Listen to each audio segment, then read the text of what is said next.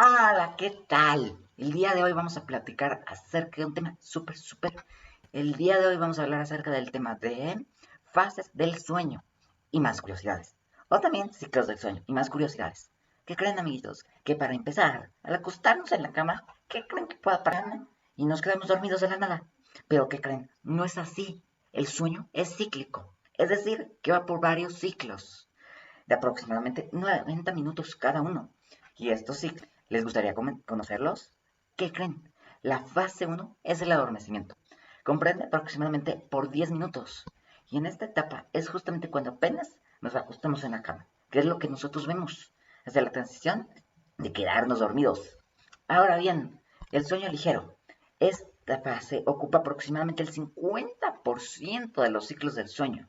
Es la etapa en la que el cuerpo se va desconectando de su entorno, el ritmo cardíaco y la respiración se van ralentizando. Esto significa que no más baja, se pierde la respiración y el ritmo cardíaco para nada, no disminuyen al 100, disminuyen, pero sí siguen. Además, suceden en etapas de gran actividad cerebral con otras de menor intensidad, por lo cual es muy difícil despertarnos cuando estamos en la etapa de sueño ligero. La fase 3 es la etapa de transición. Como su nombre bien lo menciona, se hace entre la etapa 3 y 4, una transición del sueño profundo. Por lo general dura unos 2-3 minutitos. La fase 4 es la etapa de sueño profundo o sueño delta. Ocupa aproximadamente el 20% del total de un ciclo del sueño. Esta etapa es la más importante de todas, ya que si no se hace bien, no vamos a descansar adecuadamente. ¿Y qué creen? El ritmo cardíaco y la respiración son muy bajos. Descienden entre un 10 y 30%, por lo tanto sí son muy bajitos. Pero no disminuyen al 100. Fase de sueño REM o etapa del sueño paradójico. Tiene varios nombres. ¿Tú cómo la conocías antes? ¿O no la conocías? Pues vamos a conocerla.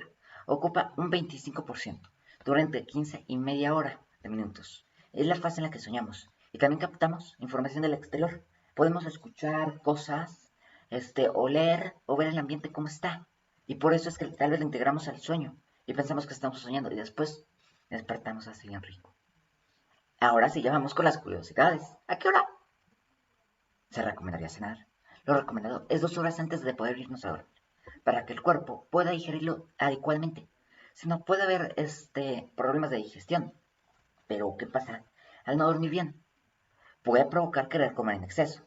Esto provocaría problemas de salud. Descanso reparador. Las emociones son muy descontroladas, porque puede haber hasta un 60% o más de regiones emocionales del cerebro activas, provocando emociones muy descontroladas.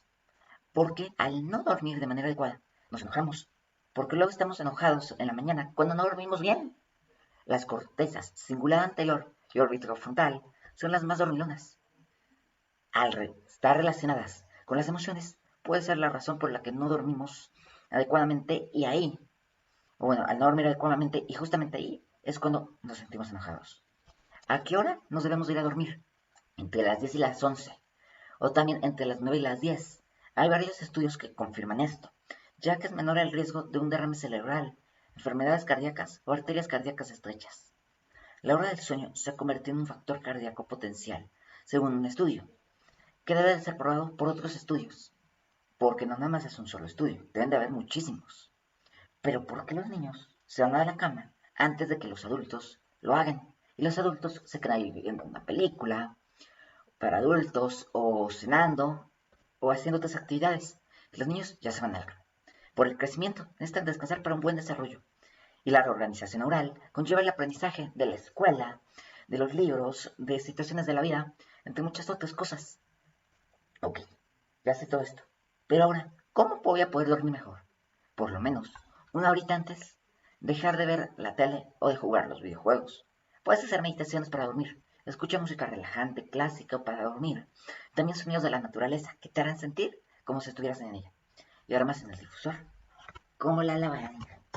Y bueno, amiguitos, pues ¿qué creen? Que es todo por este día. Bueno, no por este día, por esta cápsula, por este video.